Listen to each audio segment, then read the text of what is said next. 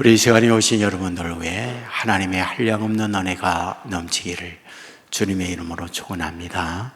우리 앞뒤 좌우에 있는 분들 이렇게 인사합시다. 성탄의 복 많이 받으시기 바랍니다.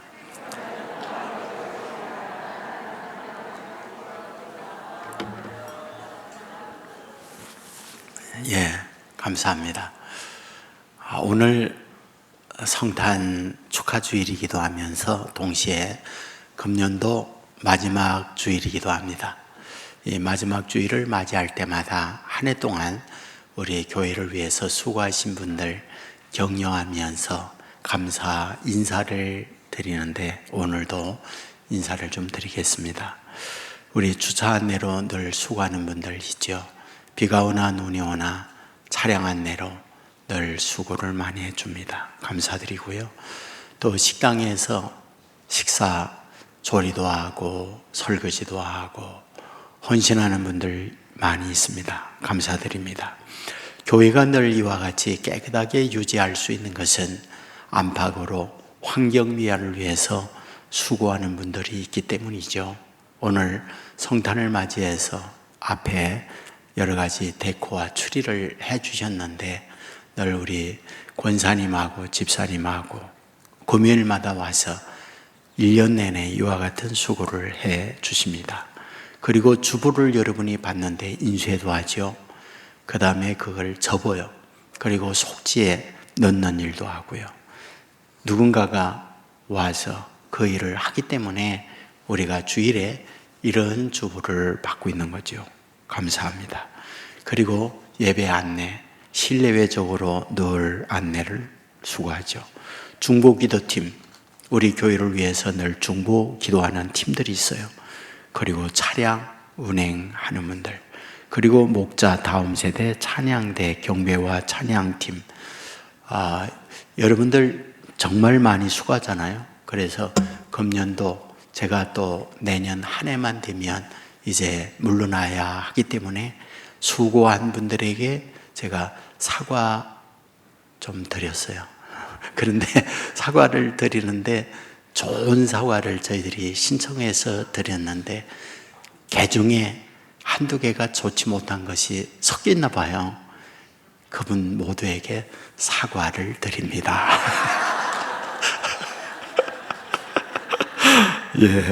감사드리고요.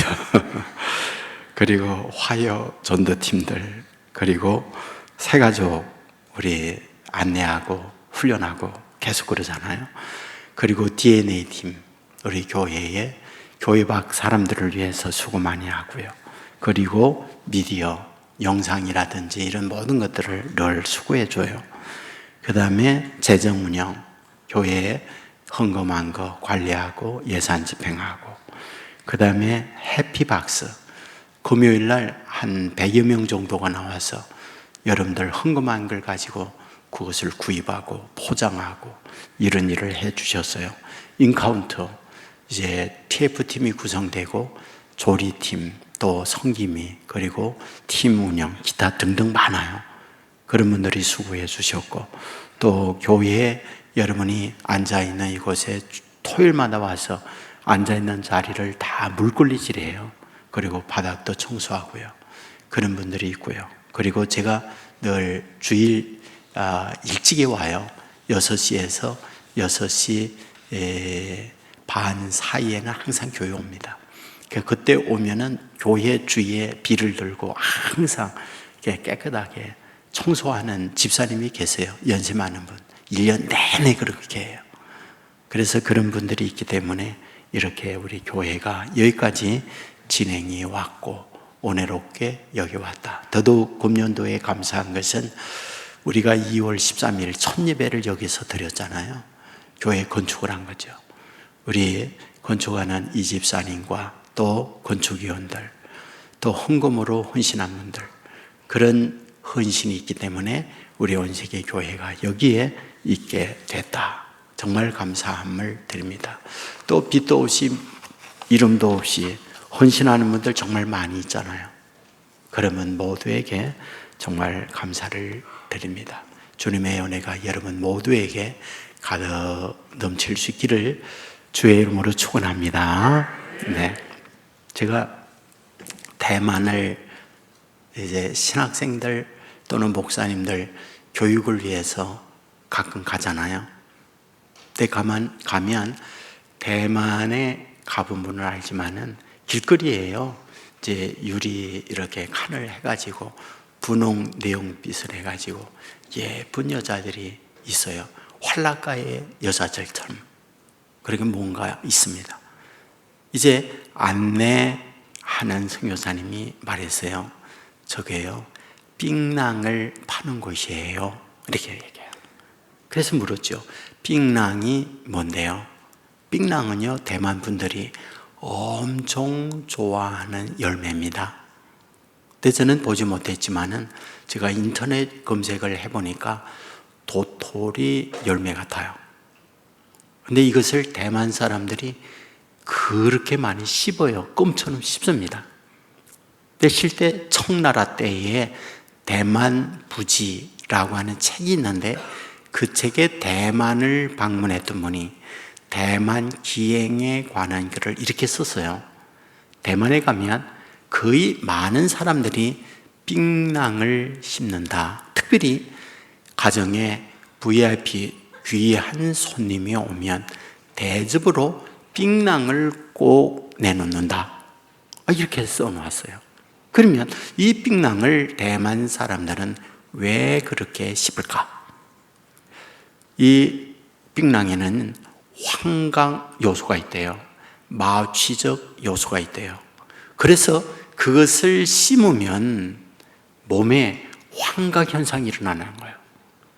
그러니까 그런 것을 느끼기 위하여 이 사람들이 그걸 계속 씹습니다. 중독이 되는 거죠. 씹지 않으면 안 돼요. 그런데 문제가 뭐냐? 이에 대한 후유증이에요. 이가요, 새빨개져요. 대만에 가면 하얀 이를 가지고 태어났는데 이가 새빨간 사람 굉장히 많습니다. 槟랑 씹었기 때문에요. 근데 어떤 사람은 부작용으로 이 턱이 무너져 내려요. 장애를 입는 거죠. 그 후유증이 많은 거죠. 여러분, 무슨 얘기입니까? 우리가 나쁜 것을 반복하면 나쁜 것의 결과를 낳잖아요. 우리가 좋지 않은 음식을 계속 먹으면 그게 우리의 몸에 영향을 미치잖아요. 이 槟랑도 그러하다. 그 얘기예요. 제가 한 40년 정도 될 것 같아요. 신문에 상당히 많은 양의 기사가 실렸습니다. 누가 쓴 거냐? 서울대학 의대의 호흡기 내과 전문의가 쓴 거예요. 그곳에 이분이 이렇게 얘기합니다. 앞으로 대한민국에 30년 이후에 암, 발병의 1위는 폐암이 된다. 이렇게 얘기했어요. 그러니까 그때는 위암이 제일 높았어요. 이후에는 부인암이었잖아요. 근데 실제요, 2021년도 암 분석을 한 거 보니까요, 폐암이 1위예요. 그러니까 폐암이 가장 높은 거죠.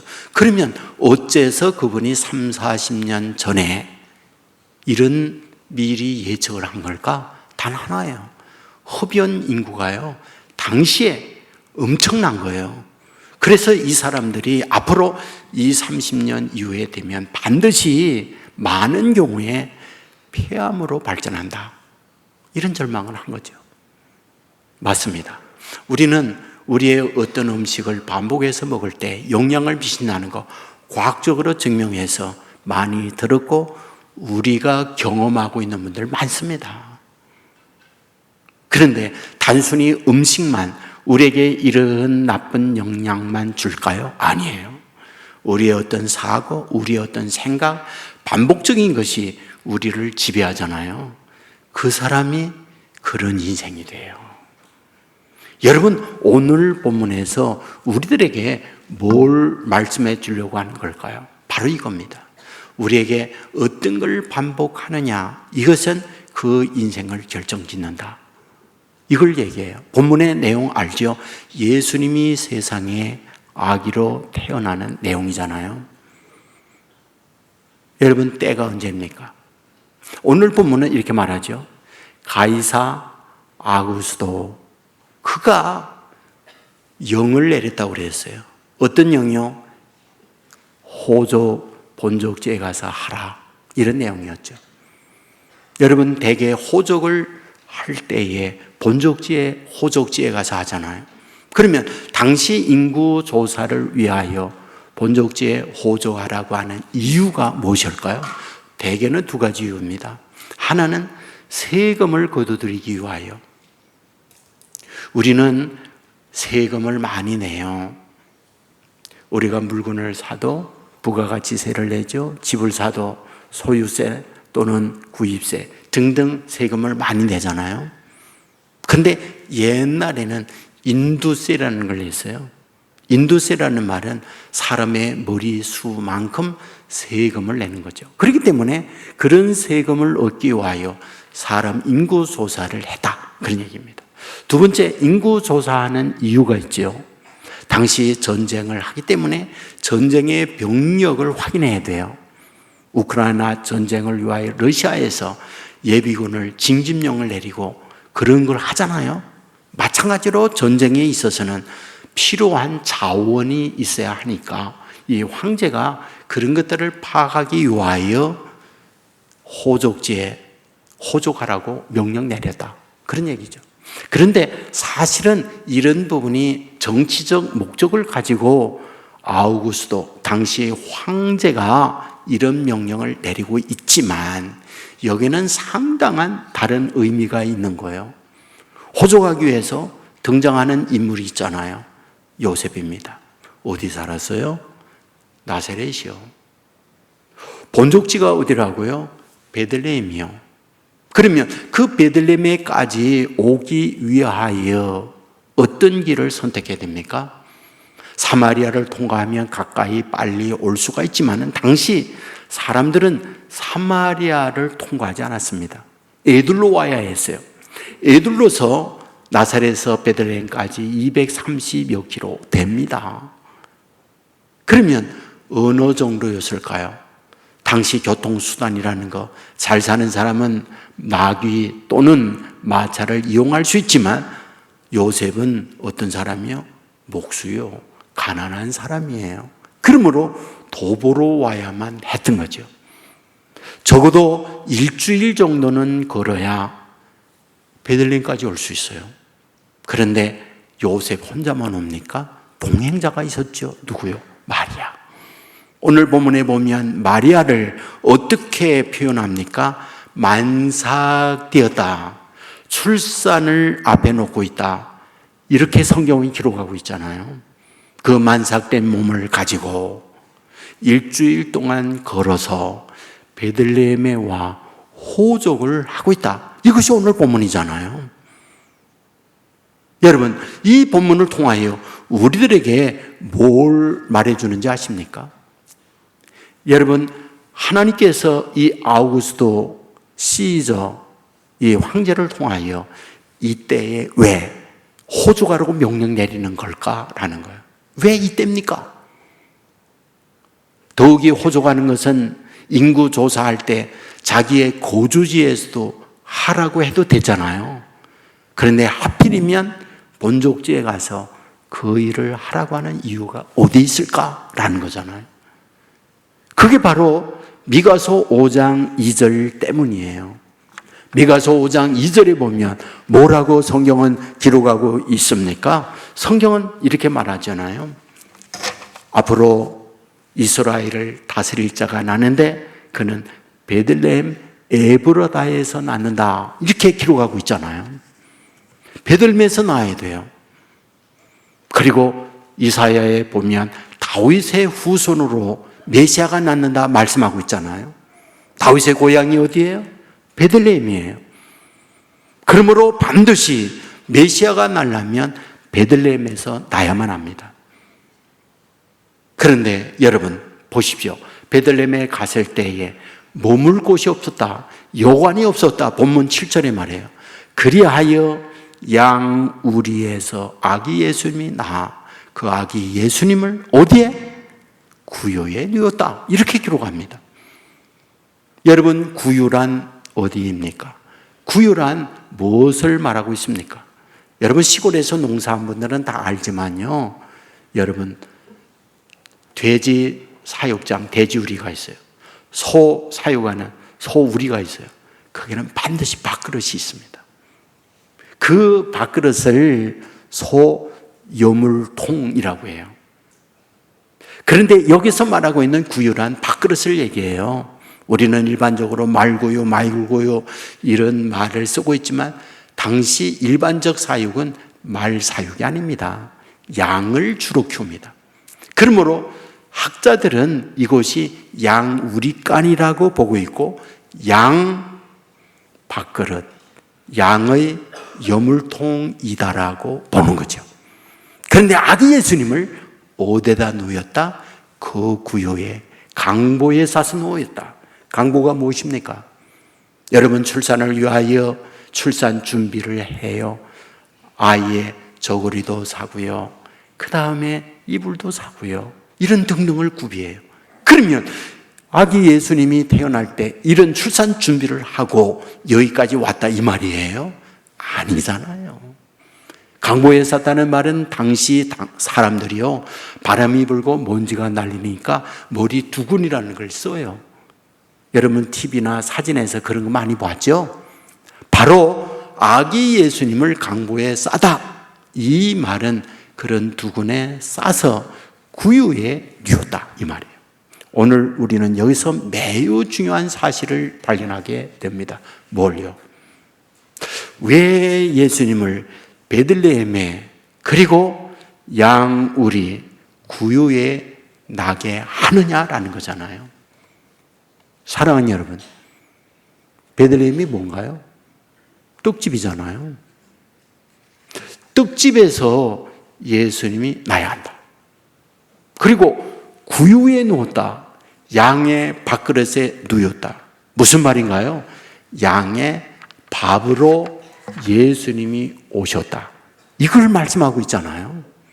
자, 그렇다면 도대체 떡집에 예수님이 떡으로 오시고요, 그리고 구유에 양의 밥그릇에 양의 밥으로 누워 있다라고 할 때의 의미가 무엇일까요? 여러분, 먹는 거가 인생의 문제가 됐다 그 말이에요. 그리하여 이 먹는 문제를 바르게 먹어야 한다는 걸 알려주고 싶어서 오늘 본문의 이 부분을 말씀하고 있다 이 말이에요. 여러분 창세기 3장에 보면 인간이 타락하는 내용이 나오죠. 왜요? 선악을 알게 하는 열매를 먹어서 타락이 된 거예요. 선악을 알게 하는 열매 뭐요? 독성이 있는 거예요. 죄의 독성이요. 그래서 우리를 파멸하게 만드는 거예요. 우리가 이 땅 위에 살면서 고단합니다. 다툽니다. 갈등합니다. 질병이 있습니다. 수많은 인간관계의 어려움을 만나면서 삽니다. 원인이 뭐라고요? 죄의 독성이 우리에게 온몸에 퍼져서 인생을 이와 같이 죄의 독으로 죽음에 이르게 만들고 있다라는 것이 성경의 말씀이잖아요. 바로 이런 파멸하는 인간을 위하여 우리 하나님이 뭐요? 떡집에 떡으로 예수님을 보낸다.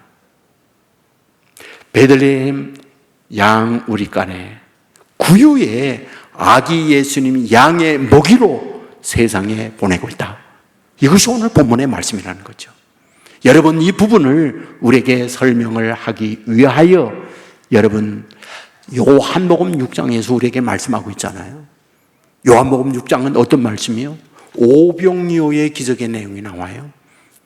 12 제자에게 12바구니 남는 것을 가지고 배를 태워서 건너 마을로 건너가게 하는 내용이 있잖아요.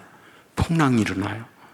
그리하여 밤에 예수님께서 걸어오셔서 풍랑이는 바다를 잔잔케 하여 건너 마을에 도착하도록 만들고 있는 말씀을 보잖아요. 날이 밝았어요.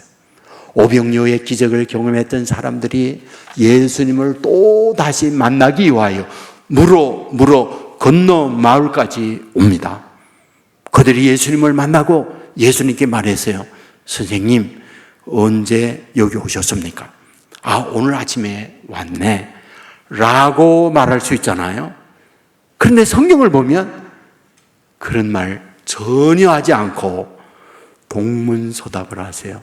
너희가 나를 찾는 것은 떡을 먹고 배부른 까닭에 여기 왔다 라고 말씀을 해요. 그리고는 이상한 말씀을 합니다. 우리 조상들이 하늘에서 만나를 먹어서도 죽었다. 그리고 잘못 먹은 것 때문에 죄의 독성으로 인생은 파멸에 이르게 되어졌다.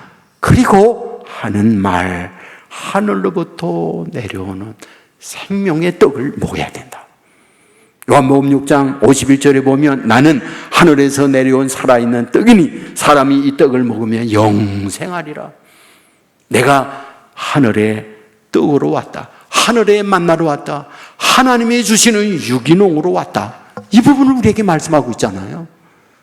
너희가 이 땅 위에 잘못된 열매를 먹어 죄의 독성으로 너희의 인생이 파멸에 이르게 됐는데 하늘의 양식, 생명의 양식을 먹어야 너희가 산다. 이것을 우리에게 말씀해 주고 있잖아요. 맞습니다. 창세기 3장에 보면 선악을 알게 하는 열매도 있고요, 생명을 얻게 하는 생명나무의 열매도 함께 있다는 걸 말씀하고 있잖아요. 그러므로 생명나무의 열매를 먹는 날에 영생에 이른다라고 말씀을 해주고 있어요.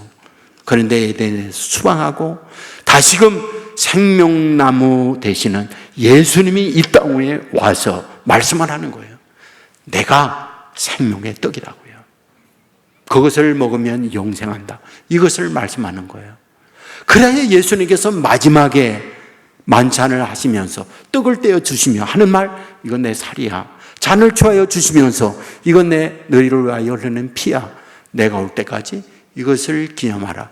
먹는 것을 부탁하고 세상을 떠나잖아요. 먹는 거가 그렇게 중요하다는 걸 말해주는 거예요. 그런데 문제가 있잖아요.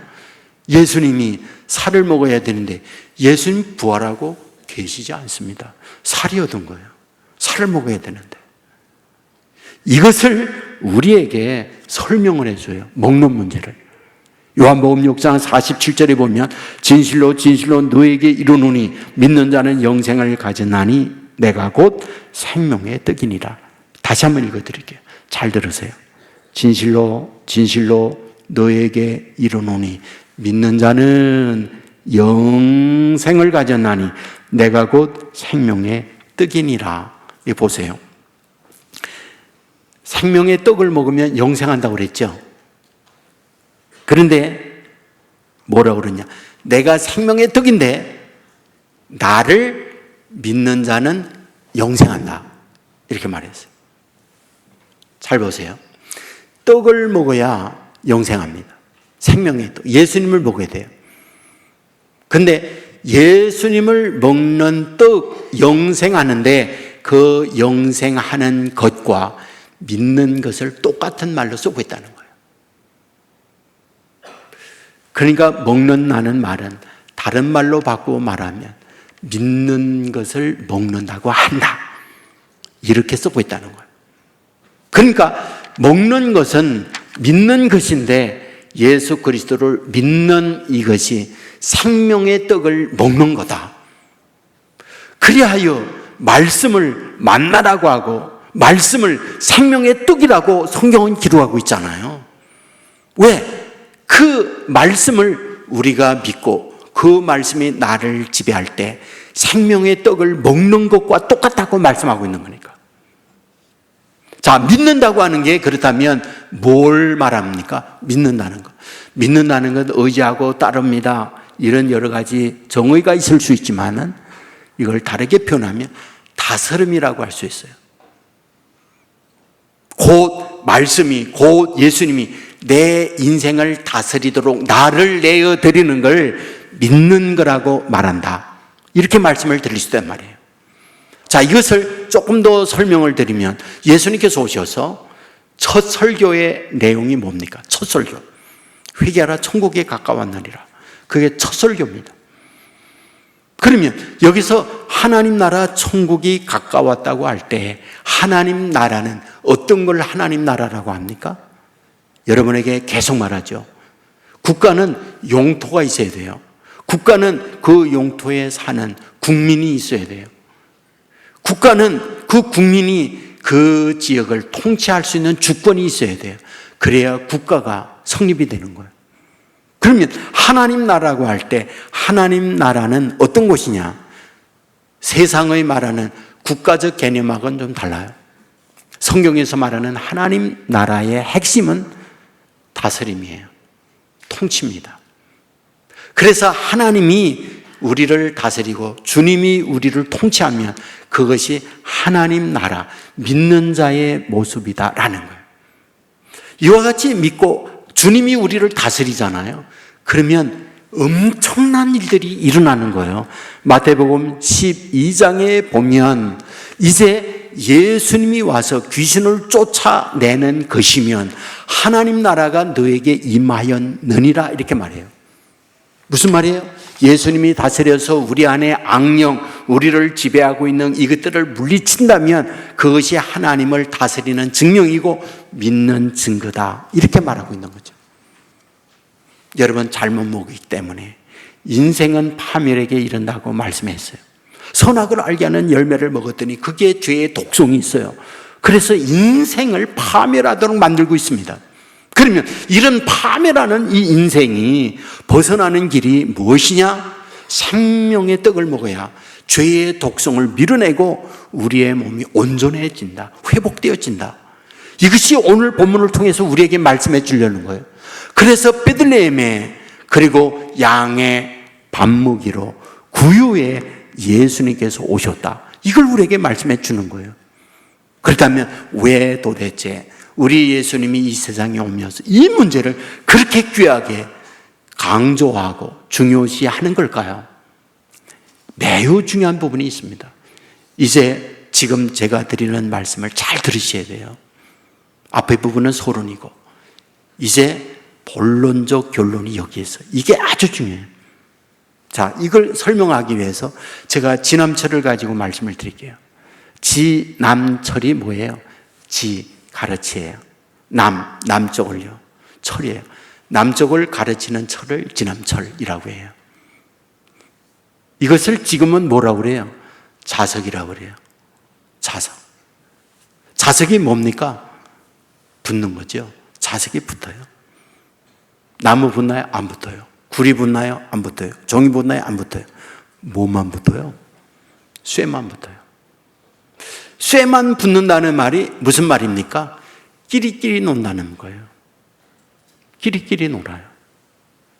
이것은 사람도 똑같습니다. 이게 똑같아요. 여러분, 성경을 가만히 읽어보세요. 사울이 악령이 임하잖아요. 근데 악령이 임하는 때를 보세요. 언제 악령이 임하나? 다윗이 골리앗을 죽이고 돌아왔을 때 이스라엘 여인들이 노래했다고요.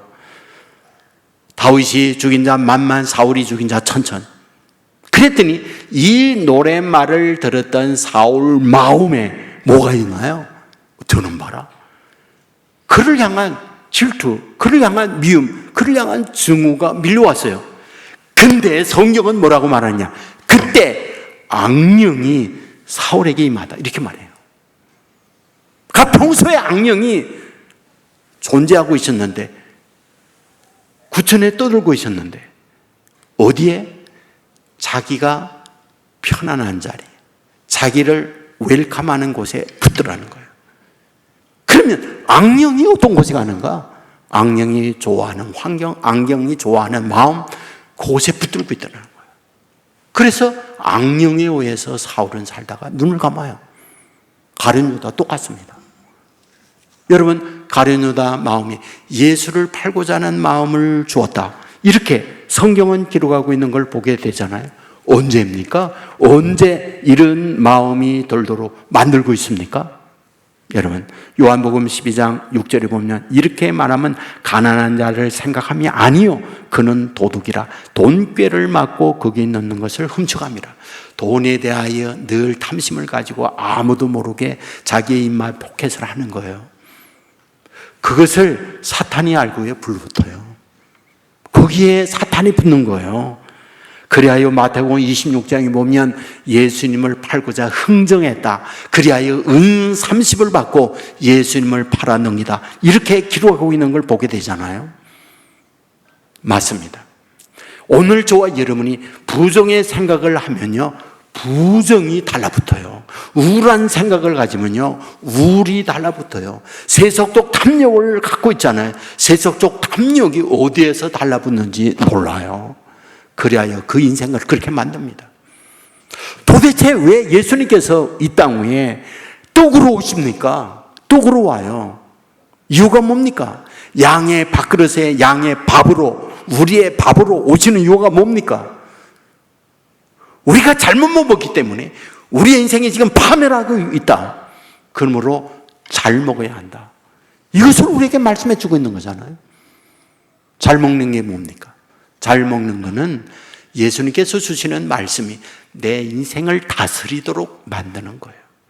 말씀을 먹고 말씀이 저와 여러분을 다스리게 만드는 겁니다. 그러면 놀라운 일은 우리 안에 있는 죄의 도끼가 빠지고 우리의 부정이 사라지고 그 말씀이 우리를 주장함으로 말미암아 생명, 영생의 은혜를 주신다. 이걸 말씀하는 거예요. 저와 여러분에게 왜 주님께서 떡집에 저와 여러분에게 주님이 양의 밥으로 오시는가? 잘못 먹었기 때문에 인생의 이와 같은 고통, 죄의 도끼가 삶을 파멸하게 만드니까 이 독을 빼야 하기 때문에 우리의 양식으로 주님이 오셨다. 이 사실을 믿으시기를 주의 이름으로 축원합니다. 제가 백낙준 박사님을 가끔 소개해 드리는데요, 연세대 초대 총장을 지내신 분입니다. 이분이 평안도 사람이에요. 아버지가 무당이었어요. 남자 무당을 박수 무당이라고 그러잖아요. 용해서 곳곳에 굿을 많이 하러 다닙니다. 어느 날도 한 곳에 가서 굿을 하고 있는데 복음을 전하던 선교사님들 한 분이 지나가면서 박수 무당하면 당신도 자녀도 다 망해요. 예수 믿고 당신과 자녀들 잘 되게 복 받아야 되잖아요. 그리고 갔어요. 그런데 이분이 가고 난 이후에 그 말이 왜 그렇게 귀에 쟁쟁하는지, 예수 믿으면 무당 박수 당신 기수 믿으면 당신하고 자녀들 다 망한다.